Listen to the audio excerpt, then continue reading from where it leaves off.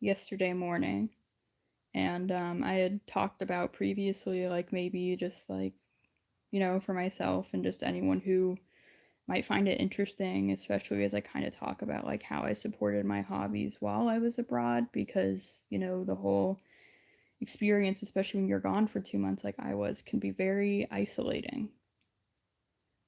So hobbies like especially crochet and even things as silly as like drafting up weaving patterns while I was gone were really important to me.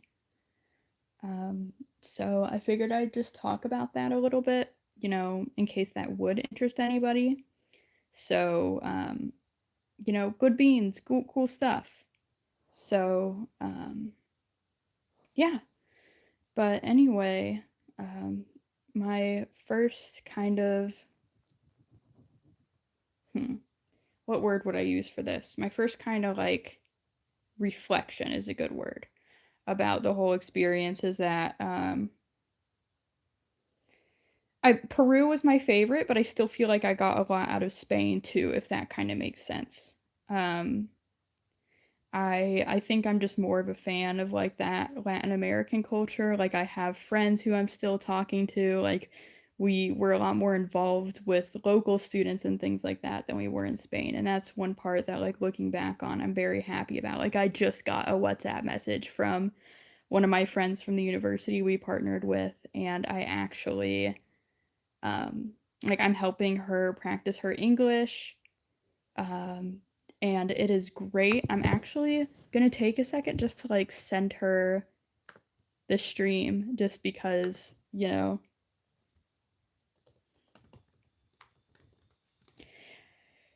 it's always good practice, I think, when you can do things like listen to streamers. It's a lot about how I practice Spanish was watching videos about my favorite video games. So I am very happy that, I can kind of support that with somebody. Um,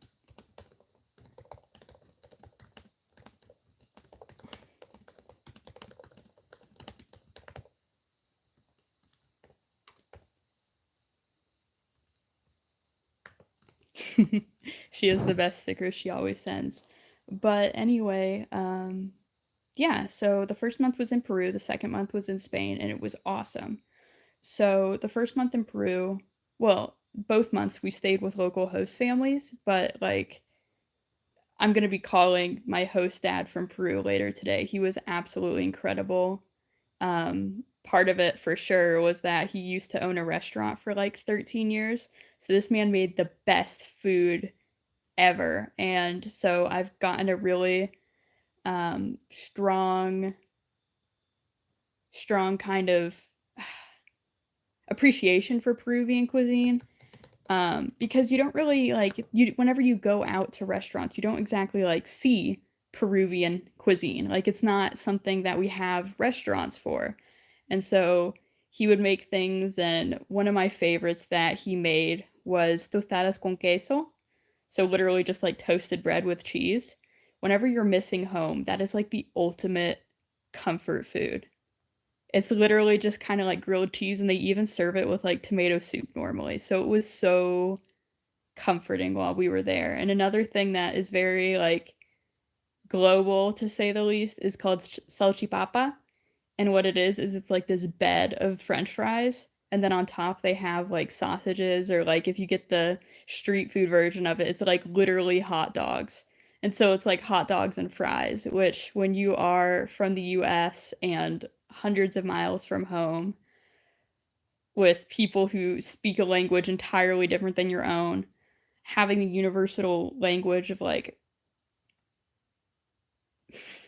it's like the mac and cheese for Peruvians. It's like hot dogs and fries, and it's something that's really important to them and it's important for you. Um, so I just think that's really cool. Yeah, I'm sorry for the change in lighting. It's like my computer as well as the sun outside, so it's kind of like smiting my face a little bit. But having food like that was very like US influenced was really helpful while I was there. But he also made a lot of the stuff like papa rellena. I think I'm struggling. I'm very sleepy from the jet lag, so I'm not exactly pronouncing it correctly, and causa and ceviche. Like everybody knows ceviche, but we know Mexican ceviche, and like Peruvian ceviche is entirely different. But he actually made it by hand for us, which like by hand, like from scratch. And it was incredible. It was I can't have a lot of acidic stuff because I have some digestive issues like Ehlers-Danlos syndrome. But like he made it for us and I ate the whole bowl and he felt so bad because he was like, I went so heavy on the lemon. And I was like, no, it's totally okay. It was definitely worth it. And I am really grateful that he made all that stuff for us. It's really hard for me to think of just like traditional dishes because it turns out, hi, Victoria.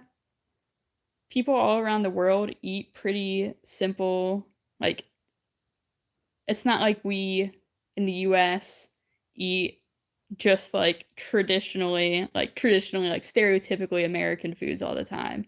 So the idea of going somewhere else and expecting the same is just not really realistic. So like we would have things like little thin steaks and it was nice because we would have like ham and cheese sandwiches for breakfast and I can't eat a whole lot so I could just take the rest to campus with me and snack on it. Hello. Nice to see you guys talking because sometimes people don't really talk in chat. So it's like, I think it's fun because a lot of the stuff I talk about, like a lot of people don't have experience with it because it's new for me too. So I really like it because, I'm going to be looking at this stuff in the future as a reflection and the kinds of stuff people ask about are definitely the kinds of things I want to think about in the future as I look back at this stuff. So, I've really, really enjoyed it. Oh, wow, 11 people just hopped in. I'm sure everybody's getting off work now, which is a big part of why. But yeah, it was amazing. I really miss the food. Like, if you think we have fresh food anywhere in the US, like, people are like, wow, the food at this store was so fresh. It's nothing compared to Peru. Like, and it's also specific to the person, but this person, there was like a community orchard type thing, and so you could literally just go out and grab avocados like off the tree, and we did. And then we would have like our bougie little avocado toast, except it's just normal there because you can get the fruit off the tree. And it was really good and really fresh. And like I worked at a Mexican restaurant for months, like almost a year here in the States before I had to quit due to my disability. And like I love the boys. They make amazing guacamole, but it does not compare to like just how fresh these avocados were. And another thing there is maracuya, which is just passion fruit. It's just the word they have for it. But it's as commonplace as like soda is here. Like you would get like a pitcher for the table. And chicha morada, which is specific to Peru. So what that is it's corn juice. So chicha and then morada, and that means purple. So it's literally this purple corn juice. So it's made from maíz morado or maíz morado. So it's literally just purple corn, which is kind of unheard of in the U.S. And so yeah, no, it's so surreal to just see it at the store and people make chicha morada like they do like we do lemonade or something, like you just go get the fruit from the store and you just make it. And, it was really interesting to hear people like explain foods and I learned a lot of words to talk about food, which is really nice because I love food and being able to talk about food in another language is definitely helpful because that is definitely an interest I want to be able to talk with people about is food.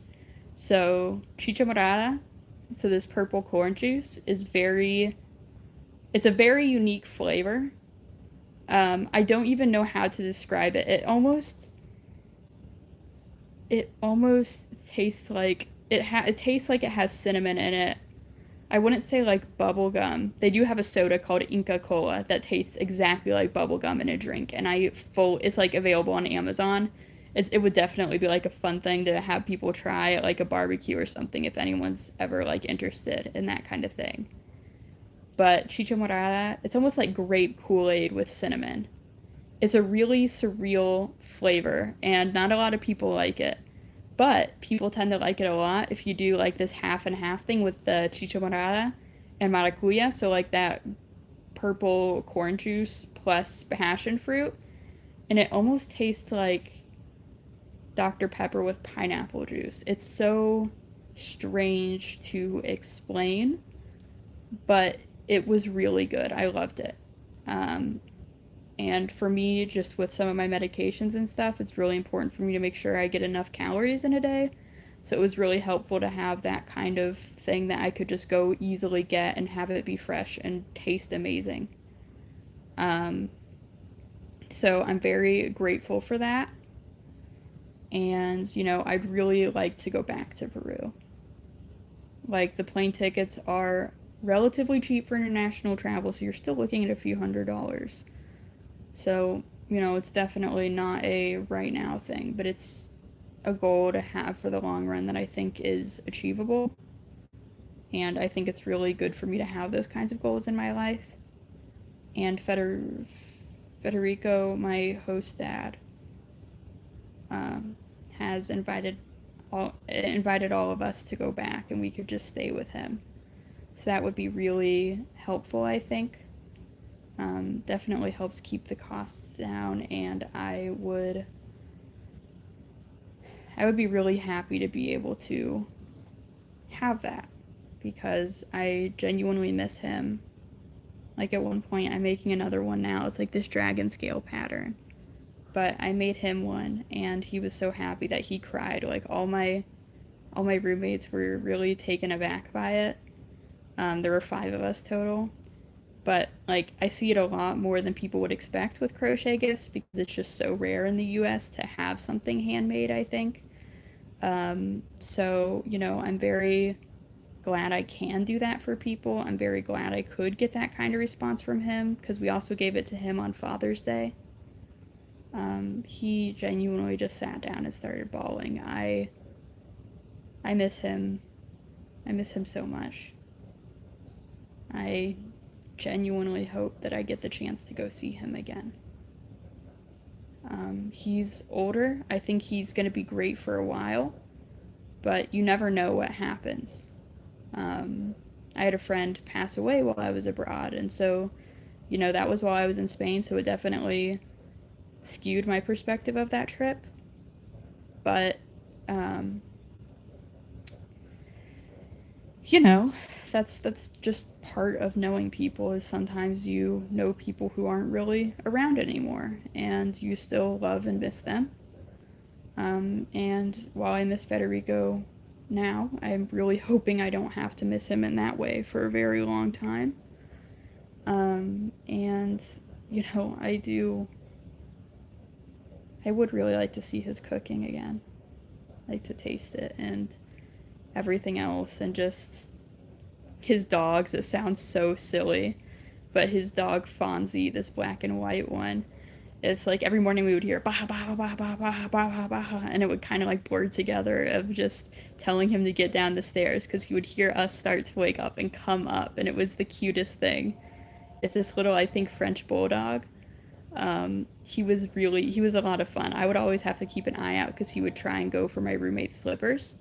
And they would always leave the door open whenever they left, and so I had to be the one. I always left the latest of our room, so I would make sure to close it. But I just had to be very careful to consciously do that, because he would get into stuff otherwise.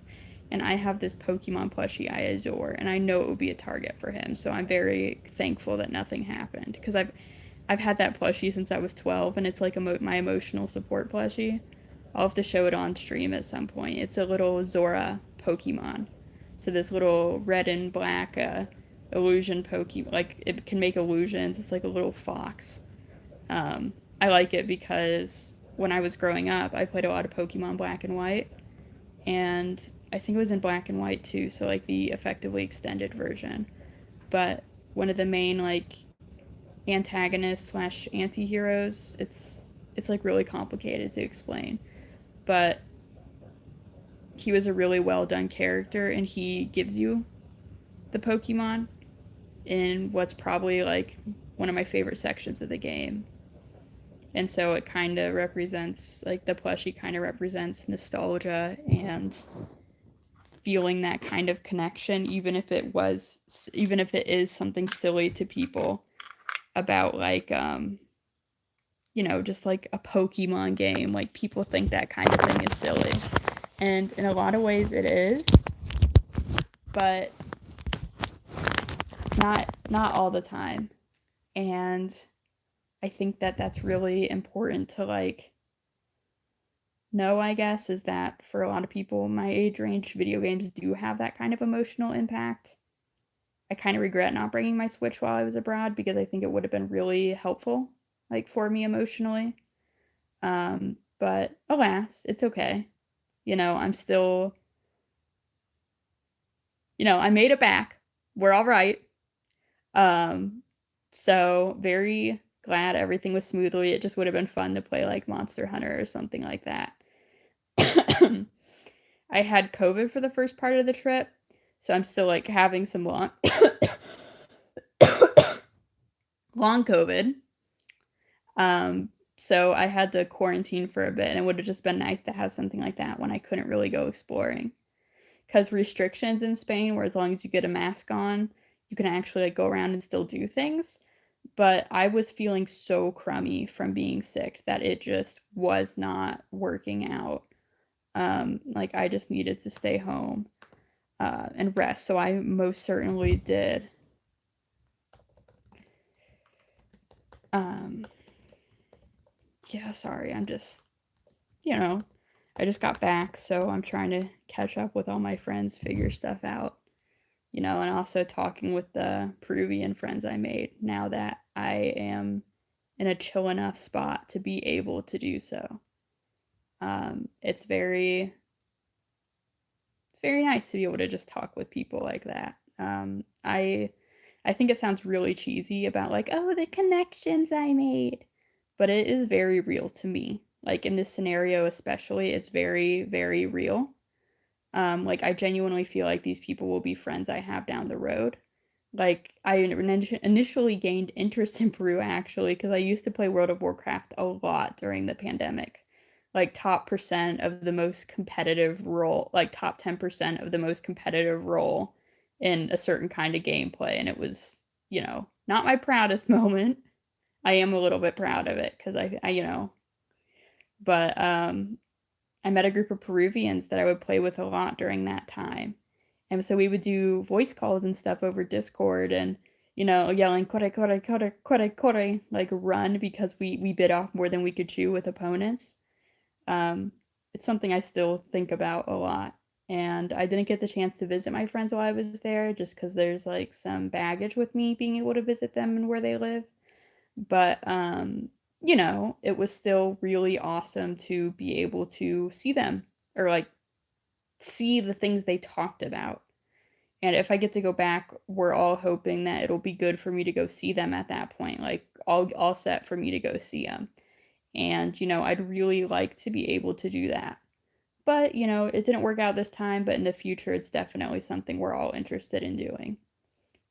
It was also really helpful, I guess, to where for me, I worry a lot about finances.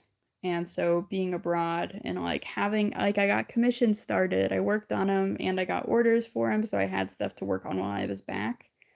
So that's just kind of like totally a tangent, but it's why part of why crochet was so important to me is I had a goal in mind and, I don't regret the programs at all, but it was a lot of money and I did get some help dealing with it, but it was still just a lot. And I always feel better when, like, I'm getting surgery later this month. I don't know how much the copay is going to be.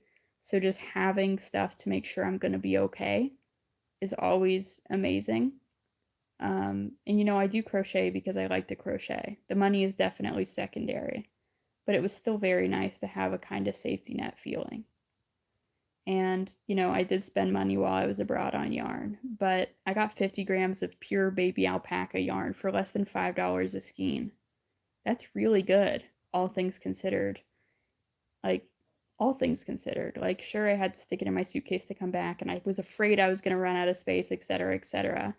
But it was fine, and I got it, and I didn't even have to, because it's yarn, so it's very squishable, very lightweight, and I could just bring it with me, no problem, to Spain and then back to the US and paid nothing extra. And then in Spain, I went to that La Oveja Lola store, which is like a little store slash school for the crafts. And I really enjoyed it. It was nice to be able to learn how to talk about words like that in Spanish. Like in Peru, I actually went to a little community center weaving studio where they sold stuff to fundraise for the community, and I was able to buy some things from them. And one of my past streams, I have like my yarn haul and showing that off. And so if you guys are interested, you can go take a look at that. I'm really proud of it. I'm very happy, and I know that as I make it into projects, I'm going to keep most of them. Like, I may gift some of them, or, like for certain people, I may be willing to sell them the things I make. But I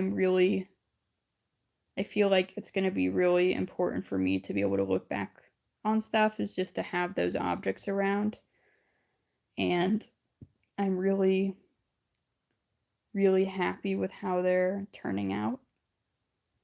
I'm gonna be making these little crochet, like dragon scale gloves for my mom, and little dragon scale stuff like this pattern as shawls. Like, I'm making this one for us, or I'm making this one for a commission, but I'm gonna make it out of the alpaca as a gift for my mother, and then also as like a matching one for me. Like, I figured it would be really cute to have matching ones like that.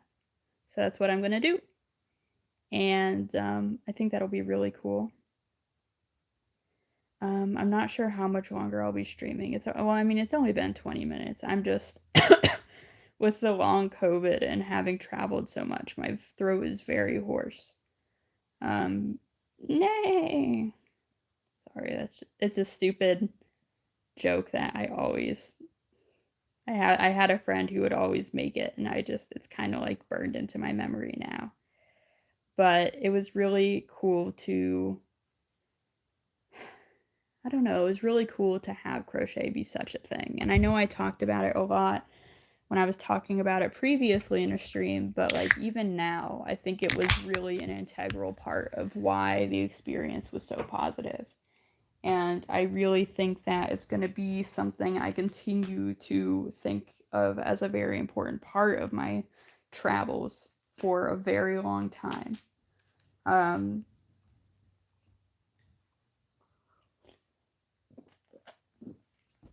Sorry, got a cough suppressant, so hopefully I'll stop coughing as much and hopefully feel less hoarse as a result. But it was I would say honestly, crochet, and then nobody can beat Peru host dad. Peru host dad and crochet were probably my favorite things while I was abroad. I wouldn't say crochet, I would say fiber arts, because I did get some supplies for weaving, which I'm very happy, because I got my loom finally right before I left. So now I can actually, start to do projects on it. Very pumped for that. And I had a friend who picked up a spinning wheel off Facebook Marketplace for me while I was out of the country as well. So I can actually start to I don't think I'm going to start making yarn from just like roving / like the raw fiber yet. But what I think I'm going to do is I think that I'm going to be able to I think it would be really fun to be able to mix yarns together, or like get pre-made yarn, hand dye it, and then maybe get roving and like add it to it for like a fluffy effect, because that was my favorite part about working with wool. And so maybe I could get some wool yarn and hand dye it, and then add in some roving, so like the fluffy version of yarn, like the super fluffy, not quite spun into yarn part yet, because I saw that with like the yarn I got, like the Noro Ito yarn, which was easily the most expensive yarn I've ever bought, had a lot of like super fluffy parts, and then it would get thinner, and then it's super fluffy, and added this really fun effect, especially when the roving, like the fluffy part, was colored really brightly and differently than just the base thread, or if it was together, it would really pop either way. And so I'd really like to be able to get that effect and then use it in weaving. Because, like, I saw it in crochet and I loved it. But now that I'm, like, I've seen it, I'm really curious to see how it would look with a weaving. So I think that would be really interesting. And I can't wait to try it. I can't wait to get into that. Hopefully, I'll get a chance to get into it before school starts because I know once school starts, I'm going to be a lot more busy. But for right now, it's definitely something I can plan to do before I get started with classes again. And so I'm very excited for that. Um, but, so yeah, it's definitely been something that reminds me of home while I've been abroad for so long because 2 months is a long time. In Spain, I was sick for a week with COVID, so I didn't really get to do much that week. But aside from that, I really did learn a lot from the camp, from like the classes we did with the partner university. Um, Especially like I learned a lot from the advanced one like general class, but especially from the like modules like the bonus classes we did. I was in the health sciences, like Spanish for health sciences class, and it's actually inspired me that I want to become a medical translator or like certified for it by next fall because that would be when I start medical school if I get in this year. If like I have my application for one round of it due August 1st, so that will be fun. Been working on that, and I'm actually doing this to take like a mental break from my med school application.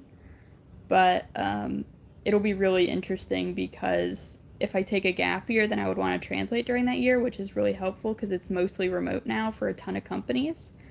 And I would love to be able to have that opportunity considering like, am young. I don't have a lot of experience with a lot of stuff yet. And so getting a lot of remote work positions is very competitive, and getting the certification means that I would stand a chance of it. And I'm really happy about that. And so, I love that.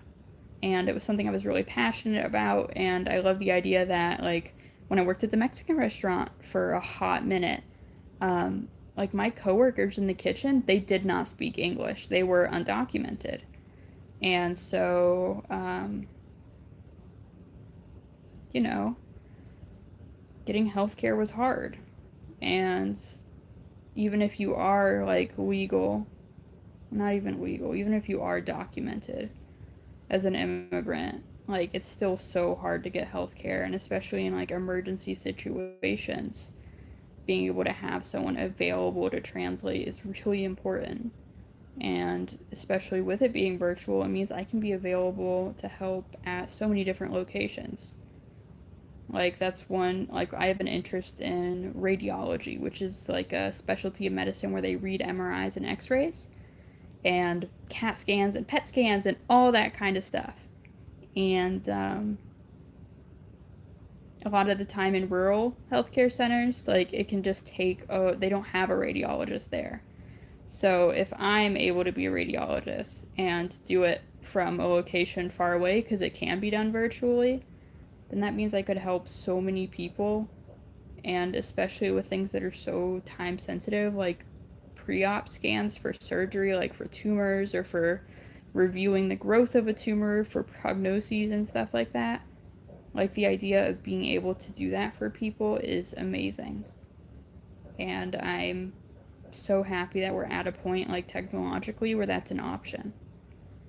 And so, like, even if I have a like in-person job with radiology, if that's what I decide to do, I'd love to be able to do additional work virtually to be able to help rural communities.